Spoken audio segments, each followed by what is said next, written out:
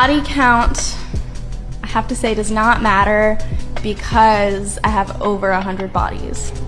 Okay. So, yeah. 20 years old, right? What's your body count? Starting with you. Go ahead.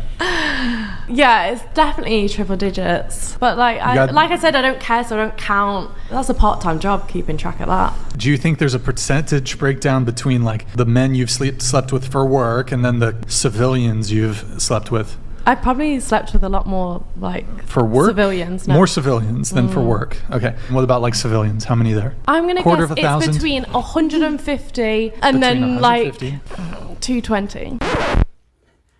Body count doesn't matter. How do you sleep with 200 people at 20 years old? That's insane. You only say shit like that when you're drowning in receipts and trying to gaslight the jury. I'm gonna just keep it a buck. This girl's out here acting like her is a limited edition like collector's card. Like, gotta collect them all. This girl is 20 years old and she has more miles on her engine than a 1998 Honda Civic. There's a certain point when the past is the past can no longer be used as an excuse. This is obviously a behavior that has repeated itself and you seem to think is okay. What honest, hardworking, respectful man is going to want to be with somebody like that? What, are you gonna have a body count of 600 by the time you turn 30 years old and want to get married?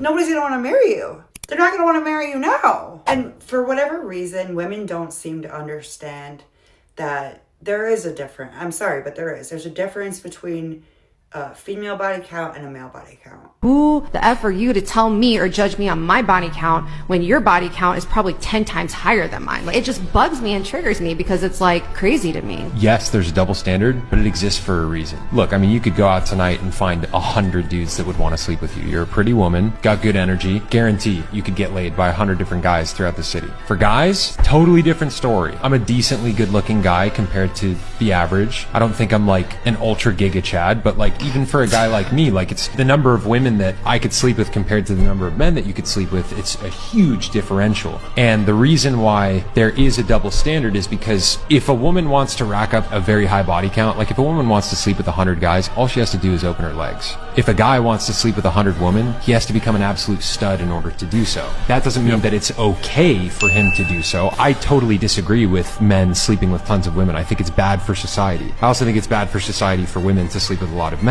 And one of the signs of a high value woman is a woman who can say no. If a woman can say no to men, that shows that she can express discretion, she has self-control, she has self-discipline, and those are desirable traits in a mate.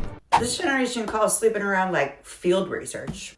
This is why we need to go back to slut shaming. Because if we went back to slut shaming, girls would not be doing this type of shit. I'm telling you right now. You know why a lot of men laugh at women and treat us like we're idiots? Okay, no, they're not. Majority of men have to deal with women like this. I'm sorry with disrespect, but if majority of men today have to choose to have the mother of their children, to build a life with you, to build a career with you, that you both can build something together for the future, you know? To have a life with you, and you need to deal with somebody that have so many mental issues and so many body count. Why would they do it? They'd rather be alone.